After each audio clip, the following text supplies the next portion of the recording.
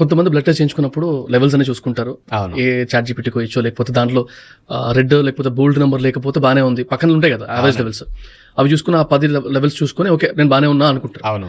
అది ఎంతవరకు కరెక్ట్? అదే అది సరిపోద్దా? బ్లడ్ టెస్ట్లో వచ్చిన రిపోర్ట్స్ నుంచి వచ్చిన ఆ లెవెల్స్ అన్ని బాగానే ఉన్నాయంటే హెల్దీ ఉన్నట్ట అనుకోవాలి అడిగితే? ప్రస్తుతం హెల్దీ. ఇంకో 4 నెలలకి ఏ షుగర్ బయటపడుతుందో, మరి ఏ సమస్యలు బయటపడతాయో తెలియదు కదా. అది అందుకని ఆరోగ్యం అంటే ఏ జబ్బు లేని స్థితి, ఏ జబ్బు రానివ్వని స్థితి, రైట్, రెండూ ఉండాలి. ఏ జబ్బు లేని స్థితి కొన్ని సంవత్సరాల వరకు ఉంటుంది, కొంత ఏజ్ వరకు ఉంటుంది అంతే. ఏ జబ్బు రానివ్వని స్థితి, ఏనుగు 95 ఏళ్ళు 100 ఏళ్ళు బ్రతుకుతుంది అనుకోండి, దానికి ఎప్పుడు మాస్టర్ హెల్త్ చెకప్ చేసినా ఏ జబ్బు లేని స్థితి ఉంటుంది రిపోర్ట్స్లో. కానీ బ్రతికినన్నాడు ఏ జబ్బు రానివ్వని స్థితి కనపడుతుంది.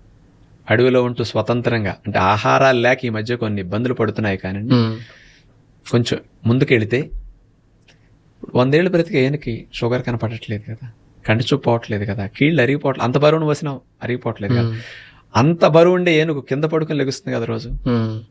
ఏ జబ్బు రానివ్వని స్థితి అంటే బ్రతికినన్నాళ్ళు అవయవాలు అట్లా పనిచేస్తాయి. నేను మా దగ్గర ఒక ఆవుని గమనించానండి. చనిపోయే ముందు వరకు లాస్ట్ డెలివరీ అయ్యింది అంటే 19 ఏళ్ళు 18 ఏళ్ళు బ్రతుకుతుంటాయి ఆవులు సహజంగా.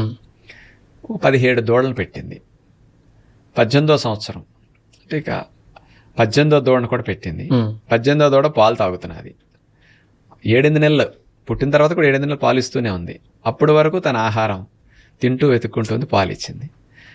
ఇక 1 నెల 2 నెలలకి ఇక చనిపోతానగా అప్పటి వరకు ఇక పాలు ఆగిపోయినాయి. ఆహారం వెతుక్కుంటూ తింటూనే ఉంది. ఇంకా రేపో ఎల్లుండో చనిపోతాననగా అక్కడి నుంచి ఫాస్టింగ్లో ఉంది. గడ్డి పెట్టినా తినవండి, నీళ్లు పెట్టినా తాగవు. జంతువులు చనిపోవటానికి ముందు ఫాస్టింగ్లో ఉంటాయి, సుఖంగా ప్రాణం వదలటం కోసం. శరీరం చెప్తుంది, అంటే ఇంటర్నల్ సిస్టమ్ సపోర్ట్ చేయదని తెలుస్తుంది కాబట్టి ఫుడ్ తినవు. అప్పటి వరకు అట్లా ఉంది కదా, లాస్ట్కి ఇంకా అట్లా 2 రోజులు ఉపవాసంలో ఉంది, దేహాన్ని అట్లా వదిలేసింది. అంటే చనిపోయే ముందు వరకు కన్నది, చనిపోయే ముందు వరకు పాలు ఇవ్వగలిగింది, చనిపోయే ముందు వరకు పిల్లలు మనవలు ఎవరు హెల్ప్ చేయాల్సిన అవసరం రాలేదు కదా, అన్ని అవయవాలు పనిచేసినాయి కదా. అంటే ప్రతి జీవికి తాబేలు 400 ఏళ్ళు బ్రతికితే 400 ఏళ్ళు అవయవాలు సహకరిస్తాయి. ఏమి కర్మ కాకపోతే మనిషికి ఇన్ని అర్ధాయుష్ కూడా రాకుండా ఇవన్నీ ఫెయిల్ అవటానికి రీజన్ ఎవరు అంటే ఎవ్వరు కాదు, ఎవరికి వాళ్ళే.